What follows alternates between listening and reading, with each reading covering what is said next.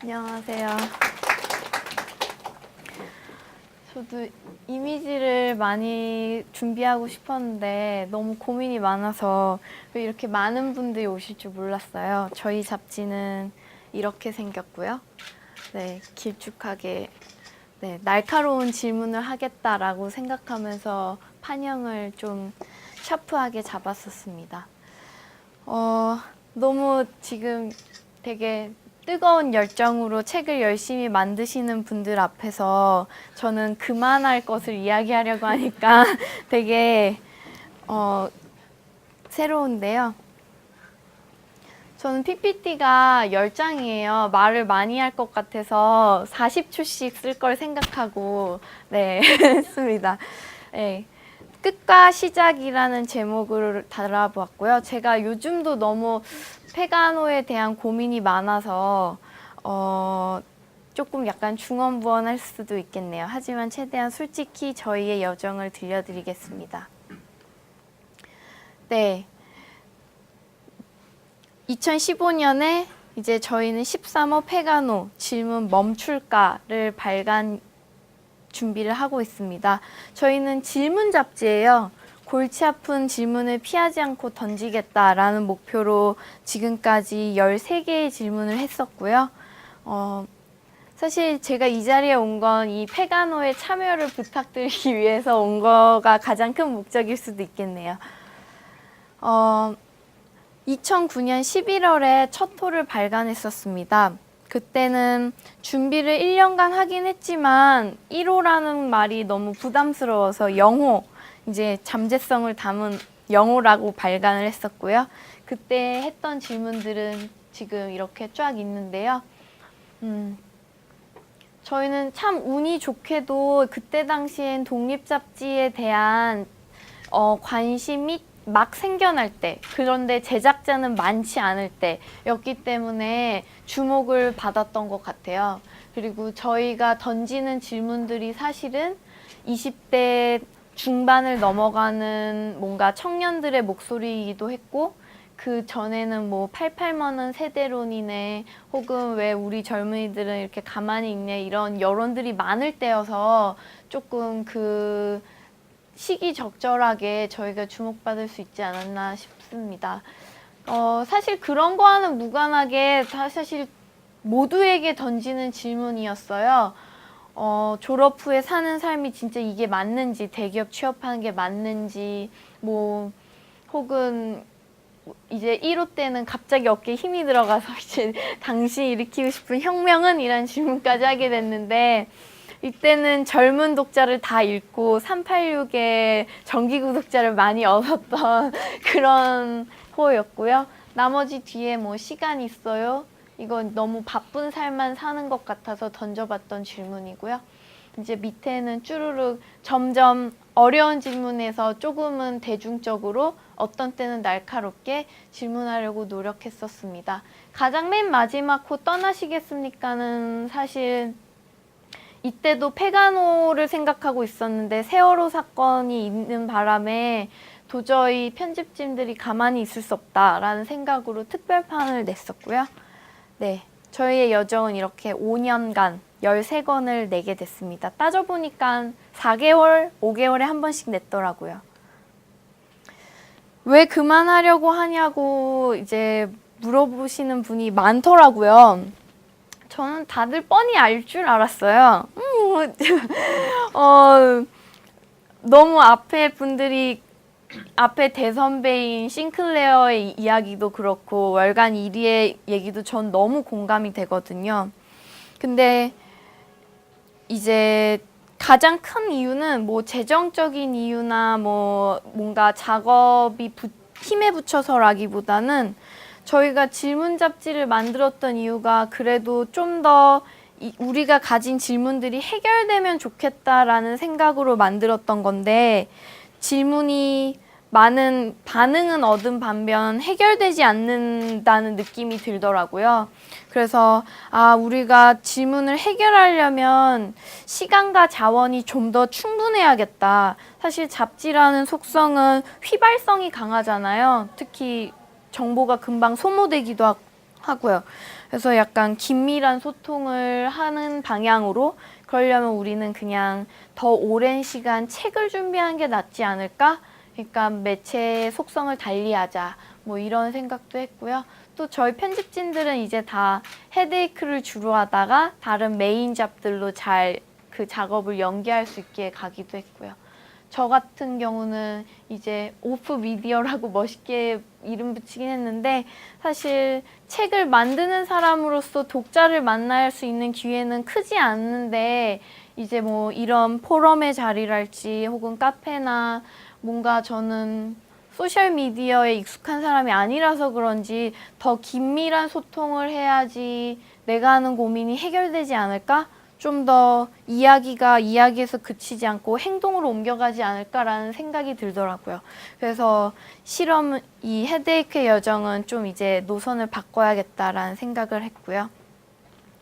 그럼에도 불구하고 잡지를 그만둔다는 생각은 이제 너무 제 청춘이 다 담겨있던 시간이자 노력이기도 해서 참 고민이 많이 되더라고요. 많은 사람들은 이 이유인 줄 알아요. 어차피 책은 아무도 안 읽잖아. 혹은 책 잡지는 그래도 누군가는 읽지? 저는 이 두 대답을 예, 아니요, 둘 다 할 수 있거든요. 이 질문을 생각하면서 그때 헤드에이크 1호쯤 할 때 디플러스라고 무슨 디자인 문화재단이 이제 선정한 되게 멋있는 잡지가 생각이 나더라고요. 이때 창간호는 여기에 창간호 너무 멋있었어요. 패가 난 잡지 편집장들 인터뷰를 한 20명을 해놨더라고요. 막 GO부터 막 키노 막 정말 굴지의 잡지들 막 100호 넘은 그분들 하는 얘기를 전 보면서 다짐했죠. 또 우리 편집진들은 우리는 질문 잡지 않게 늙어가리라 평생 하겠다. 거기에서 말하는 잡지의 지속 가능성은 재정적인 안정성과 잡지의 철학 이 두 개만 있으면 무조건 지속할 수 있다고 했었어요. 그래서 저는 사실 이 두 가지를 철석같이 믿고 열심히 노력했던 것 같습니다. 근데 지금은 사실 이 두 가지를 더 넘어선 게 있어야 된다라는 생각이 들더라고요. 이때 여기에 예로 지오나 혹은 뭐였지? SK텔레콤이 냈던 T였나요? 뭐 카이? 뭐 이런 텔레콤이 냈던 문화 잡지들이 되게 2000년대 초반 퀄리티가 좋았는데 다들 회사 스폰서링이 끝나고 잡지가 폐간했거든요. 그걸 보면서 우리는 철학은 명확하니까 돈만 내가 어떻게든 스폰서링을 받든 광고를 받든 노력하면 좋지 않을까 생각했는데 저는 운 좋게 그런 걸 조금 막 큰 규모는 아니어도 받았던 것 같지만 이 두 개가 있어도 힘든 면이 있다는 걸 깨닫게 됐습니다. 사실 늘 이 질문이 늘 나와서 제가 그냥 아예 단순하게 수치화했어요. 저희는 매호 1000권을 찍었고요. 사실 이제 재고가 다 없어요. 그러니까 다 보신 거죠. 그리고 매호 제작비가 뭐 편집진들의 식비 다 포함 300만 원이 들었던 것 같고요. 작업 시간은 거의 매일 일단 저에 한해서 저는 아까 피터 편집장님께서도 말씀하셨듯이 모든 삶이 다 헤드에이크와 연결됐어서 이런 시간을 보냈었는데 사실 지금도 이 규모로는 할 수는 있는 것 같아요. 근데 그럼에도 불구하고 나는 왜 멈추려고 할까를 생각해 보니까 더 이상 아까 왜 싱클레어에서 더 숙고하는 시간이 필요하다라고 말했는데 그 시간이 필요하겠다라는 생각이 들더라고요. 정말 강력하고 진정한 이야기는 자주 나오지 않더라도 혹은 많은 이가 보지 않더라도 더 생명력 있지 않을까. 전 원래 초반 1년부터 3년 동안은 내가 진짜 짱 먹겠다라는 생각으로 정말 어깨에 힘 빡 들어간 채 작업을 했었거든요. 네. 끝을 맺을 걸 생각하다 보니까 다시 초심을 되찾게 됐어요. 그 디플러스 잡지도 누군가에게 빌려줬지만 못 찾았지만 그 내용을 막 인터넷으로 찾아보고 하면서 다시 왜 만들었던가를 생각해 보니까 저희가 질문을 던졌던 이유들은 사실 우리에게 주어진 삶의 답을 이대로 살면 안 될 것 같은데 하는 그냥 막연한 의심이 있었거든요. 그래서 했던 거기도 하고, 또 다르게 사는 삶을 뭔가 기자 혹은 에디터 혹은 인터뷰어의 이름으로 만나보고도 싶었고요. 또 우리가 던진 이야기를 많은 이가 동의하고 들어준다면 이제 혼자서는 택할 수 없지만 왜 그 무리지은 선택은 또 가능하지 않을까 이런 생각도 들었고요. 그리고 또 가장 본질적이고 사적인 이유는 함께 고민할 수 있는 친구들과의 이 작업이 너무 좋았던 것 같아요. 지금은 이제 그럴 수 없는 부분들이 좀 생겨났지만요. 잡지가 흔히 그냥 소규모 출판 혹은 제작의 방식으로 여겨지기도 하지만 저는 처음부터 미디어라고 생각한 면이 강했거든요. 근데 이 말이 너무 거창해서 대체 이걸 어떻게 말해야 좋을지 모르겠었는데 지금 생각해보니 누군가에게 이야기를 들려주고 싶은 것이기도 했고요. 혹은 또 누군가 이야기를 함께 나누고 싶은 것이기도 했고요. 이게 어느 정도 이야기를 주고받는 주거니 받거니 하는 게 아니었을까, 잡지는. 그런 생각이 듭니다. 그래서 생각해보니 잡지는 저는 늘 멤버십이라고 말해요. 이 멤버십 말하면 꼭 뭔가 삼성카드나 현대카드의 VIP 막 프리미엄 막 이런 멤버십 같지만 뭐 그럴 수도 있죠. 같이 뭔가 돈을 지불하고 뭔가 가치나 서비스를 얻는. 근데 저는 이 멤버십은 또 곧 프렌십, 우정이라고도 생각해요. 사실 만든 이와의 유대감만이 아니라 저는 사실 읽어준 사람 혹은 헤드에이크 전권이 다 비치된 카페가 한 열 몇 군데가 있어요. 제가 자주 가는 전국 각지의 카페인데 그곳은 정말 저한테는 고향 같기도 하고 너무 고맙죠. 그리고 그곳에 오는 분들은 꼭 헤드에이크를 읽고 있더라고요. 그래서 진짜 몇 안 되지만 이런 우정의 장소, 우정의 네트워크가 됐구나. 이렇게 뭔가 누가 대답을 돌려줄지 모르지만 던졌던 질문들이 이제는 이렇게 뭔가 공동체라고 말하면 좀 오그라들지만 이런 네트워크가 생겼구나라는 생각에 이런 좋은 우정 혹은 멤버십을 좀 더 잘 고민해서 더 긴밀히 소통할 수 있으면 좋지 않을까라는 생각을 요즘 하고 있습니다.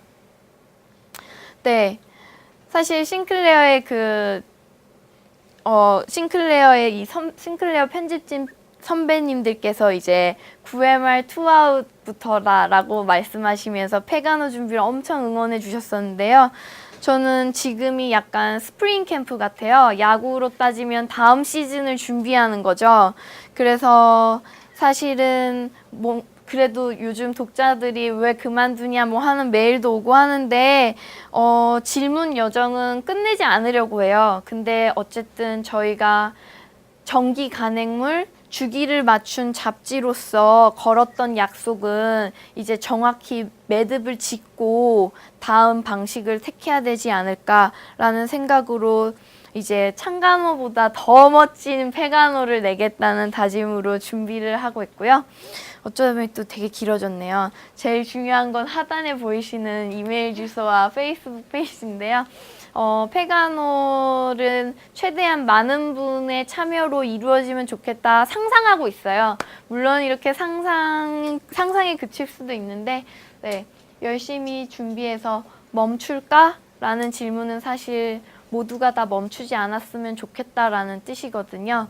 사실 저희가 던졌던 질문들을 다른 많은 책들에서 혹은 장소에서 고민을 더 깊게 이어가고 있기 때문에 저는 그런 분들을 많이 소개하려고 요즘 취재를 하고 있습니다. 네, 이야기 들어주셔서 감사합니다.